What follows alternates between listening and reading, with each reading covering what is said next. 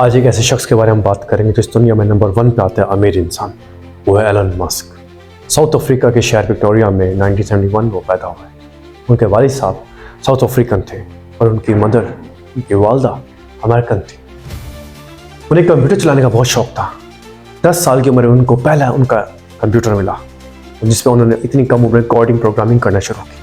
12 साल की उम्र में उन्होंने गेम बनाई कोडिंग करके, और वो गेम उन्होंने उस दौर में $500 के पीछे, ये उनकी ज़िंदगी की पहली कमाई थी तो उन्होंने अपनी मेहनत से कमाई।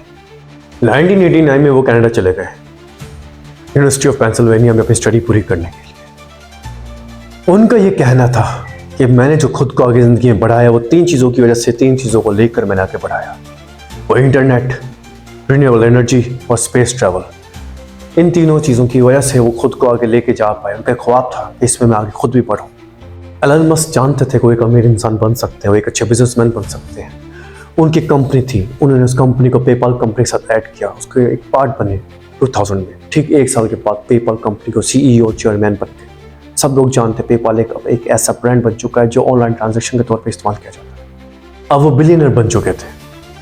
$100 मिलियन से भी ज़्यादा उन्होंने स्पेस एक्स में इन्वेस्ट किया, सिर्फ इसलिए कि मार्स जैसे प्लैनेट पे इंसान अपनी कॉलोनी से आबाद कर सके, उस पर वो जिंदा रह सके। उनका एक बहुत बड़ा ख्वाब है और ये इसको पूरा अभी भी वो कर रहे हैं। लोग आज भी समझते हैं कि टेस्ला कंपनी खुद एलन मस्क ने बनाई, जबकि ऐसा नहीं है। 2003 में मार्टिन एवरहार्ट और मार्क टार्पनिंग की कंपनी बनाई।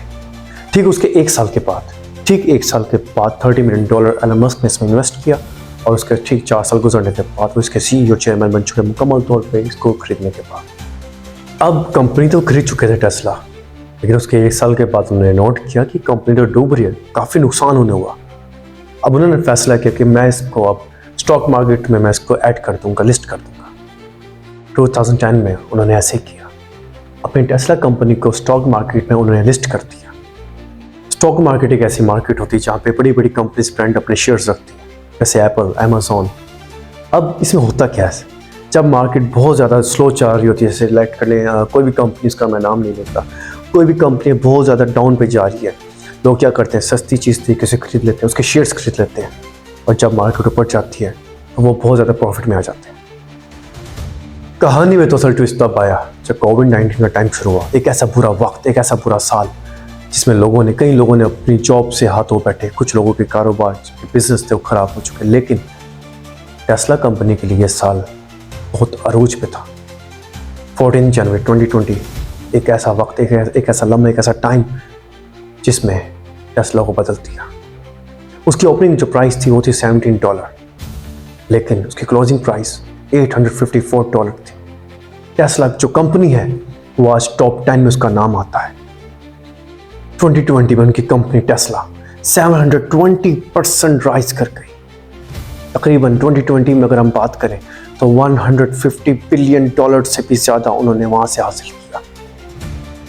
7 जनवरी 2021 यह ऐलान हुआ कि दुनिया के नंबर 1 जो अमीर हैं वो एलन मस्क है।